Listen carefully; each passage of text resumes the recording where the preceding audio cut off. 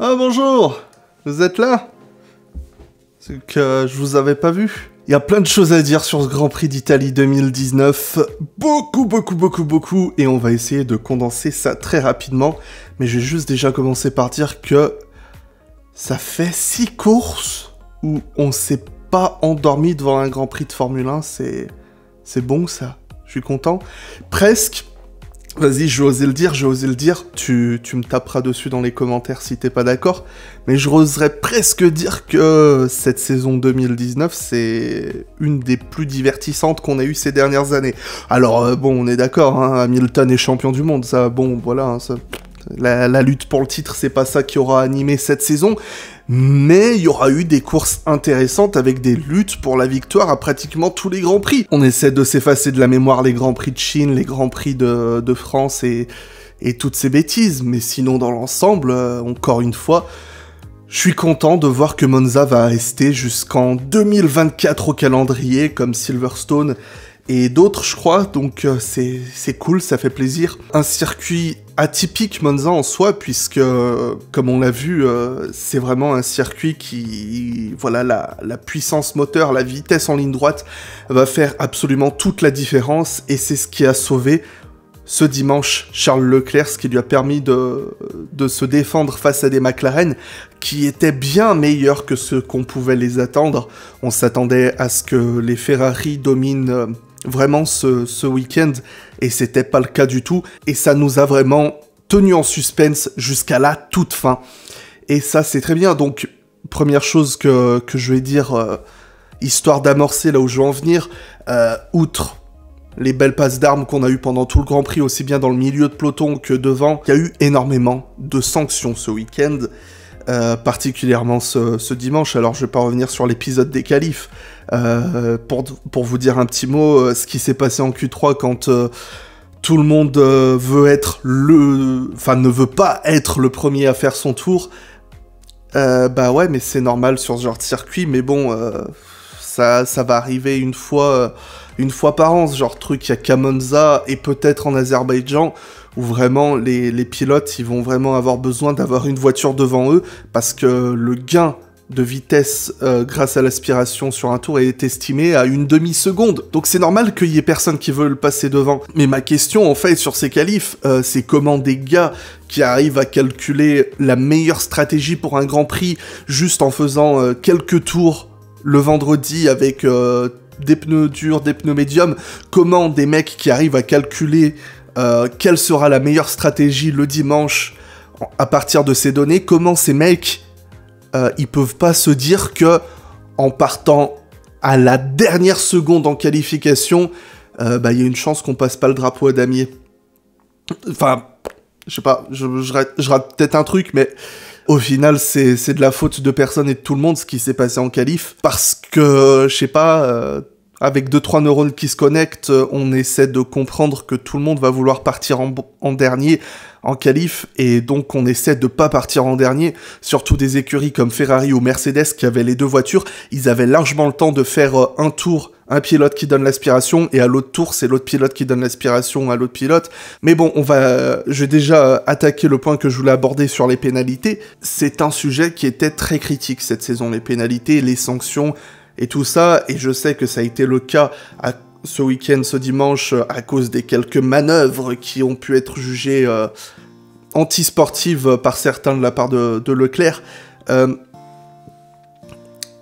Est-ce qu'on se rappelle que on est arrivé à un point de saturation au Canada? On voyait pratiquement tous les week-ends quelqu'un se prendre 5 secondes de pénalité parce que il avait pas laissé 5 cm de plus à un autre pilote sur la piste en le dépassant.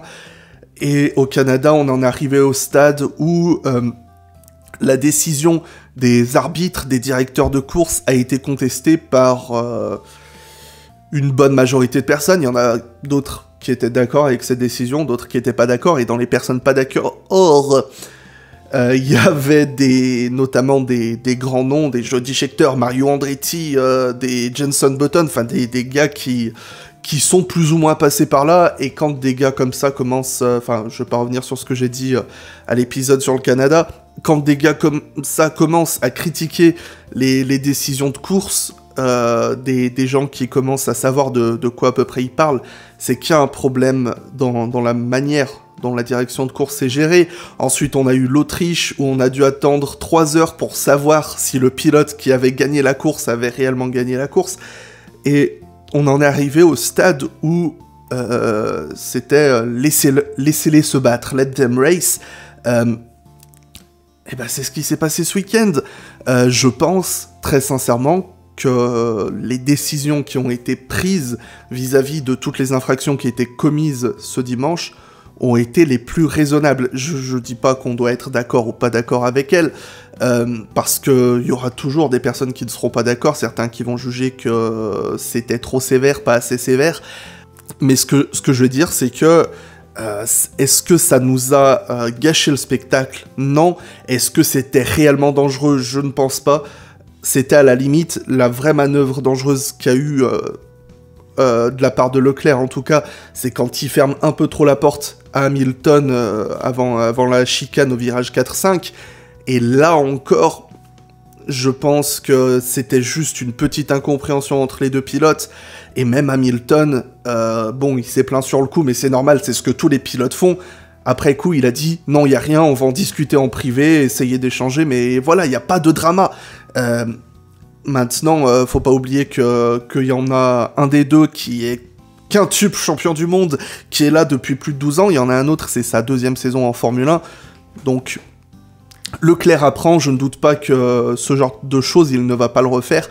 Et le drapeau noir et blanc, j'étais très content de le voir de retour, ce drapeau, parce que ça faisait des années que je l'avais pas vu. Enfin, j'ai peut-être raté des trucs. Ce drapeau qui signifie vas-y, on te laisse sur la piste, mais si tu continues, tu prends cher, mon copain. Donc, très bien. Un gros avertissement quand il y a quelque chose d'un petit peu limite, et ben ça me semble juste. Je vais y revenir aussi, je vais y revenir tant que je suis dessus sur l'affaire des pénalités. Vettel, vous savez, enfin, peut-être pas, sauf si vous arrivez, je fais partie de ces 2-3 fous sur Terre qui ont tendance à défendre Vettel, à penser qu'il est trop injustement bâché pour son manque de performance et ses erreurs de ces dernières années. Je pense que ça n'enlèverait en fait que c'est un pilote talentueux et il a juste du mal avec sa voiture depuis quelque temps. Mais là, ce qu'il a fait au tour 6, quand il a perdu le contrôle, qu'il est revenu sur la piste, qu'il a percuté Stroll, je disais « let them race » il y a quelques secondes, mais moi je suis commissaire de piste, c'est drapeau noir ça, direct. Parce qu'on est en plein milieu d'un virage rapide, j'ai pas envie d'évoquer de mauvais souvenirs, je suis désolé, mais il n'y a pas plus de 8 jours, ce qui s'est passé à Spa-Francorchamps, c'est qu'il y a un pilote qui était en travers de la route, et qu'il y en a un autre qui l'a percuté à plus de 200 à l'heure en plein côté. Si Stroll n'a pas le bon réflexe, c'est ce qui aurait pu se passer dans ce virage. Et là, c'était et c'est entièrement de la faute de Vettel, et ça n'aurait pas dû se passer. Effectivement, Vettel, il peut rien voir. Vettel ne voit rien, les pilotes, ils sont dans leur cockpit, c'est vraiment comme les chevaux, ils voient pas sur les côtés, ils vont tout droit. Mais, on entend à peu près tous les 2-3 tours les pilotes gueuler dans leur radio, donc peut-être que Vettel et peut-être que son équipe auraient pu lui dire attends, il y a Stroll, attends, il y a Gasly, c'est bon, vas-y. Je sais pas. Ça aurait peut-être évité un incident débile qui aurait pu bien plus mal finir, et surtout ça aurait empêché, le stop and go de 10 secondes, c'est la plus sévère pénalité avant le drapeau noir. Je comprends les commissaires qui voulaient pas mettre de drapeau noir à un pilote. Moi je le dis, c'est mon avis personnel, mais j'ai pas envie qu'un pilote se fasse disqualifier d'une course, à moins que ce soit extrêmement nécessaire. Mais si Ferrari et Vettel avaient été un peu plus consciencieux à ce moment-là, et bah déjà, il n'y aurait pas eu d'accrochage avec Stroll, Vettel aurait peut-être perdu plus de position, mais il aurait pas dû s'arrêter au stand pour rechanger son aileron et se prendre un stop and go de 10 places quelques secondes plus tard. Et il aurait sans doute fini au moins dans les points. Là aujourd'hui, Vettel c'est 13ème, et Leclerc, Leclerc est progressivement en train de montrer c'est qui le patron dans l'équipe.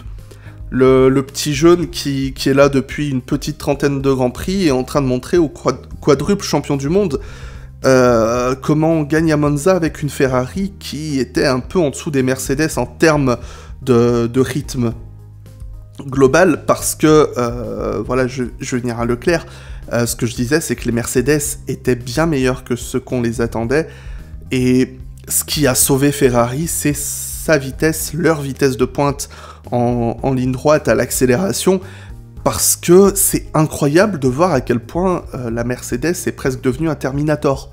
Il y a quelques années, en 2014-2015, quand Mercedes a commencé son ère de domination, il y avait des circuits sur lesquels c'était possible. On savait qu'à Monaco, les Red Bull pouvaient être là, en Hongrie, qu'il y avait des choses à faire, qu'au Mexique, elles n'étaient pas fortes. Bon, on n'a pas eu le Grand Prix du Mexique encore, mais là, cette année, Mercedes ont gagné Monaco, ont gagné la Hongrie, ont failli gagner aussi ce dimanche, donc la Mercedes n'a presque plus aucun point faible, et ça fait peur, les copains, ça fait peur. Mais bon, obligé de mentionner Leclerc, effectivement, il a eu 2-3, pas plus que 2-3 en fait, manœuvres un peu limite.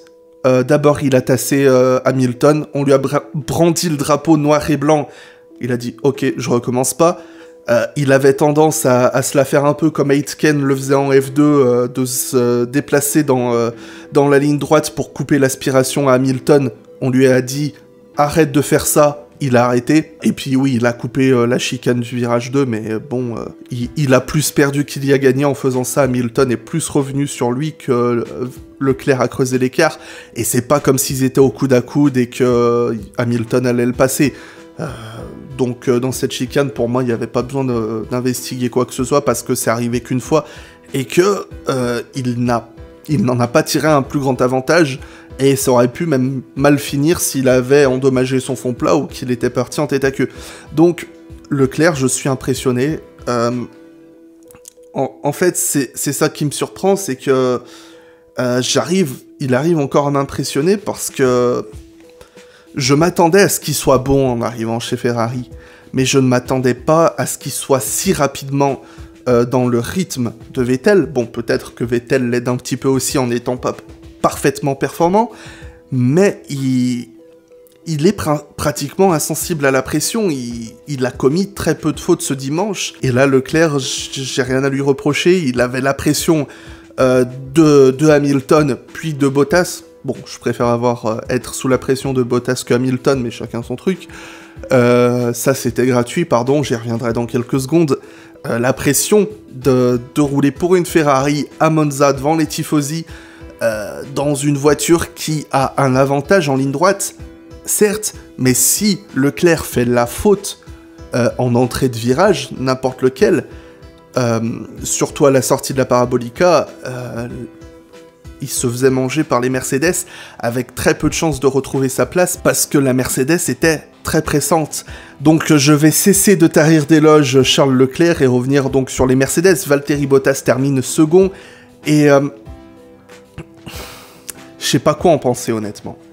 Encore une fois, il est dans le rythme de Hamilton, pas complètement, il est un petit peu derrière. Ils ont tenté une stratégie décalée qui a plutôt bien marché parce qu'il termine devant Hamilton justement. Hamilton a commis une faute, oui, mais je pense que de toute façon Hamilton avait plus de gomme, il a dû se réarrêter à la fin pour finir 3ème et faire le meilleur tour en course, mais Bottas, il a su bien gérer ses gommes, il a su être dans le rythme de Hamilton tout le week-end et revenir sur sur Leclerc en fin de course avec des gommes plus neuves, mais c'est ce que je disais sur Twitter pour plaisanter, Bottas n'est pas un bon numéro 2. Si un bon numéro 2 est là pour prendre les victoires quand le numéro 1 peut pas. Surtout que, bon, je plaisante à moitié, hein, Bottas fait du bon boulot. C'est juste que je pense qu'il y a beaucoup mieux sur le marché. Si on repense à Nico Rosberg il y a quelques années, je ne doute pas que Rosberg il aurait été le chercher Leclerc. Mais bon, ça c'est autre chose, c'est un autre débat. Bottas, un bon rythme de course, un bon rythme en qualif. Maintenant, peut-être qu'il serait temps, Valtteri, dans une saison où tu avais envie d'être champion du monde, dans une saison où ton seul adversaire, c'est ton coéquipier, c'est la meilleure chance que tu auras dans ta carrière de gagner le titre. Bottas. Si tu as de la chance l'année prochaine, ça va être la même chose, Mercedes n'aura pas de concurrence, ou alors occasionnellement comme avec Red Bull et avec Ferrari sur ces week-ends-là, mais dans l'ensemble, Mercedes n'a pas eu de concurrence cette saison. C'est dans des saisons comme ça que Bottas a sa chance de gagner le titre. Et là, il est à quoi? Il est à plus de 60 points de Hamilton, il reste 7 courses. À moins que Hamilton soit accablé par la malchance, j'y crois pas personnellement. Mais bon, je vais m'arrêter sur le Bottas bashing, j'y reviendrai dans une autre vidéo. Allez pas croire que je le déteste, c'est juste que je pense pas qu'il a sa place dans une Mercedes, c'est tout. Hamilton, irréprochable, je pense, il a fait tout ce qu'il pouvait pour prendre la tête à Leclerc, et il manquait de puissance en ligne droite, simplement. Il ne l'a pas lâché d'une semelle, et voilà, à la fin, c'est ses gommes qui ont rendu l'âme avant lui, et il pouvait rien faire d'autre. Maintenant, j'ai envie d'applaudir les Renault, enfin, une des Renault, parce que je vais devoir être encore méchant. Daniel Ricciardo, irréprochable tout le week-end. Cette 4e place, sincèrement, j'avais presque envie qu'il y ait une petite place qui se libère devant, parce que une Renault sur le podium, ça ferait plaisir, et ça montrerait à quel point leur prétention sur les progrès de leur moteur était vraie à Renault. Parce que ça, c'est un circuit où, oui, il faut de la puissance moteur, et ils en ont. Bon, ça prouve aussi que cette voiture manque cruellement d'appui, parce que dans 2 semaines, c'est retour à Singapour, et là, ils seront contents s'ils arrivent à marquer des points à Singapour, je pense.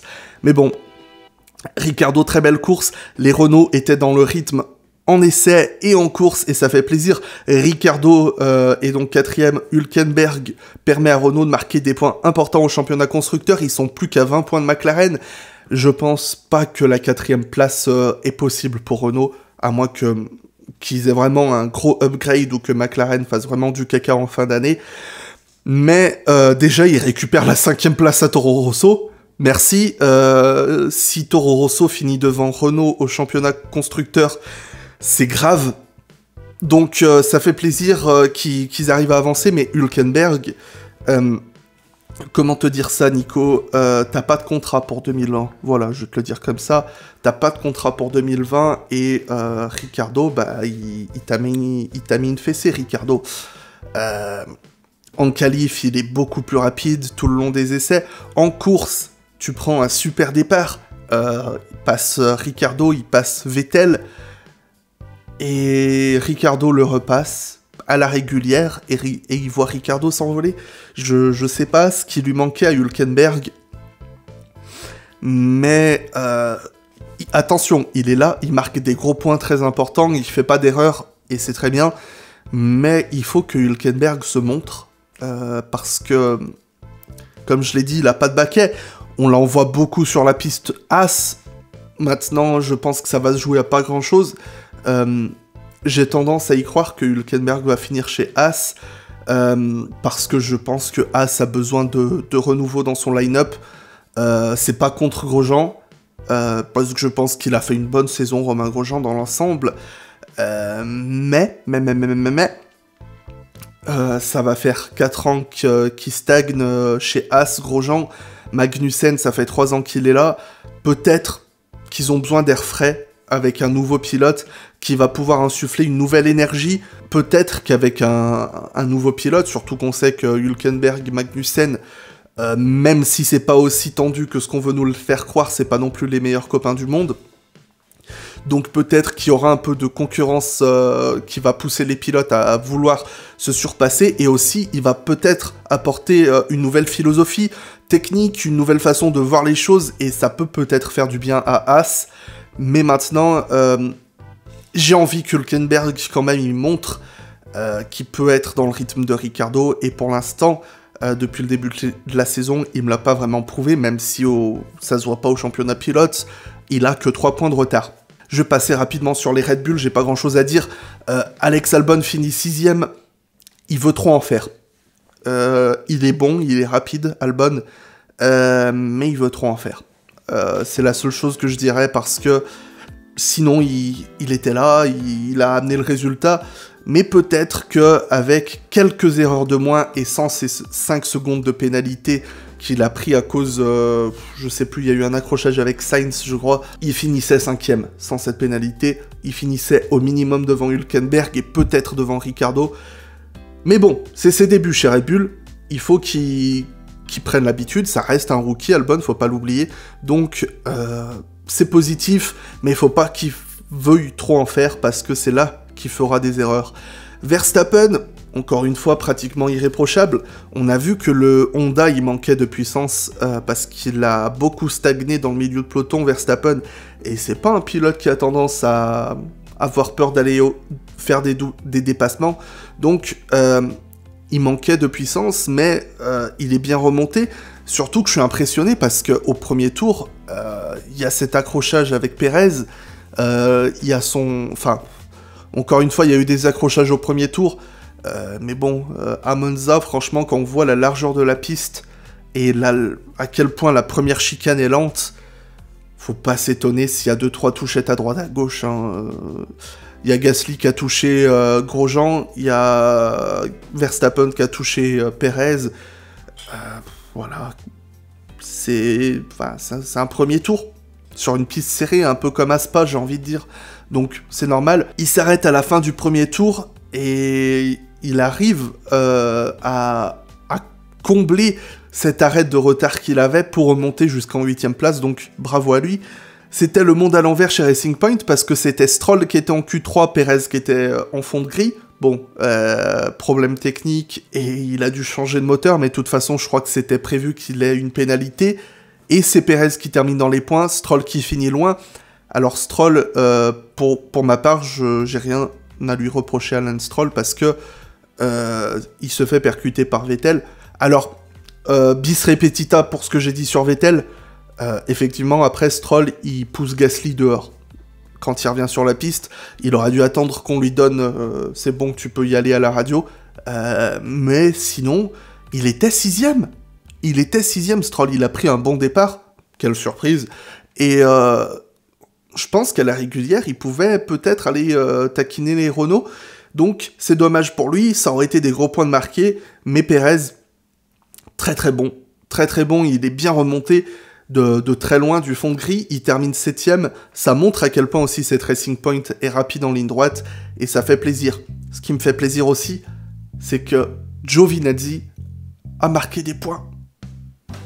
Tonio Giovinazzi a marqué des points. Alors, je n'oublie pas qu'en Allemagne, il termine dans le top 10 et que la disqualification des alphas est un petit peu injuste. Enfin, c'est le règlement. Mais à Spa, il aurait dû terminer dans les points, bordel. Mais là, il a réussi à faire une course propre, à être agressif sur la piste et à ramener sa voiture en 9ème place, et ça me fait plaisir. Premier Italien, la statistique est très intéressante, premier Italien à rentrer dans les points à Monza depuis Jarno Trulli et Fisichella en 2006. Voilà, je vous pose ça là, je vous laisse méditer, et on passe à la suite. Parce que pour Raikkonen, il n'y avait pas grand chose à espérer. Déjà, son crash en Q3, ben, déjà ça a condamné sa course. Et surtout, cette pénalité. Je sais plus ce qu'il a eu, je crois 10 secondes aussi, ou je sais plus, il a eu une pénalité parce que son équipe s'est dit, c'est bon, on peut tout changer sur la voiture, on peut changer les gommes. Il est parti en médium au lieu de prendre les pneus soft avec lesquels il avait fait la Q2. Et c'est pas passé auprès des stewards. Donc ça, je ne le comprends pas. Vraiment pas comment ils ont pu se faire avoir aussi bêtement. Mais ouais, pour Raikkonen, c'est la 15e place. Et je pense pas qu'il pouvait vraiment espérer beaucoup mieux parce que, voilà, une pénalité. Et avec une voiture qui a été réparée, peut-être moins performante, avec encore des dégâts le dimanche. Donc c'était compliqué pour lui. Maintenant, pour McLaren, c'est un petit point de Lando Norris qui permet de sauver les meubles après la course aussi difficile avec le 0 pointé à Spa-Francorchamps. Sainz, des gros points en vue avant qu'il y ait un problème au stand. Norris, une belle remontée, mais pas aussi bonne que ce qu'il l'aurait voulu. Elle a du mal, la McLaren, en ligne droite. Mais bon, c'est un peu sa force. À la McLaren, elle va être faible sur des pistes comme ça, mais dans l'ensemble de la saison, elle va être plus forte que la Renault à moteur égal, parce qu'elle a plus d'appui que la Renault, donc forcément, Elle va aller moins vite en ligne droite, mais sur des circuits comme Singapour, il faut les attendre en force, les McLaren. Donc un petit applaudissement d'honneur pour Lando Norris qui marque un petit point qui peut laisser un goût amer après sa belle 5e place perdue à Spa, mais c'est mieux que rien. Maintenant, chez Toro Rosso, il y avait des gros points possibles. Parce que Kvyat était en lice pour une 6e, 7e place avant que son moteur décide de ne pas terminer la course. Et Gasly, il y avait une belle remontée dès le départ, il était juste derrière Kvyat, mais il s'est fait avoir par le retour en piste de Stroll, et il a dû rouler dans le gravier, ça a compromis sa course, mais j'ai envie de relever que déjà Gasly, une stratégie à un arrêt, il s'arrête assez tôt dans la course, et il termine en soft. Il a terminé la course en pneus soft, Pierre Gasly. Je trouve ça impressionnant. Il arrive à gérer ses pneus sur une Toro Rosso, il n'y arrive pas avec une Red Bull, donc c'est vraiment que il est allergique à la Red Bull. Et c'est dommage, c'est vraiment dommage. Mais encore une fois, il était agressif. Il a passé pratiquement toute la course derrière Verstappen. Enfin, une bonne partie de la course derrière Verstappen, puisque dans un premier temps, Verstappen revenait après son premier arrêt au stand, il remontait dans le paquet, et Gasly, il était collé à lui. Alors Verstappen ensuite s'est réarrêté, Gasly s'est réarrêté, à nouveau Gasly était devant Verstappen, et ils se sont suivis pendant plusieurs tours avant que Verstappen ne parvienne vraiment à prendre l'ascendant sur Norris et Giovinazzi, et évidemment que les pneus en fin de course de Gasly perdent en rythme, mais je suis positivement surpris par la performance de Gasly dans la Toro Rosso après des week-ends qui ont été très difficiles pour lui, et pas seulement que pour sa relégation chez Toro Rosso. Un petit point, ça aurait pu lui faire du bien au moral, mais c'est déjà très bien qu'il montre qu'il est là. On va finir avec qui aujourd'hui ? Allez, je suis obligé. Il y a eu un bon week-end des Williams. Russell termine 14e, devant donc Raikkonen, Grosjean et son équipier. Mais la Williams de Russell termine à 35 secondes de Norris qui est 10e. C'est pas beau ça ? C'est pas beau! Bon, à Singapour, je pense que ça va être une débâcle. Mais ça leur fait du bien, Williams. Des petits points, ça aurait fait plaisir, mais ils s'en sont pas trop mal sortis. Donc, je trouve ça vraiment cool. Et pour ce qui est de Kubica, qu'est-ce que vous voulez que je vous dise? Il part 14e, je crois. Russell est en fond de grille et Russell termine devant lui, et Kubica est bon dernier, donc ça va être la même rengaine tous les week-ends, j'ai l'impression, donc voilà. Et donc, j'ai gardé le meilleur pour la fin, Haas. J'ai l'impression qu'en termes de rythme de course, la Haas est passée derrière la Williams. Était-ce possible? Parce que, bon, on l'avait vu en Autriche, par exemple, ou je sais plus où aussi, c'est un désastre.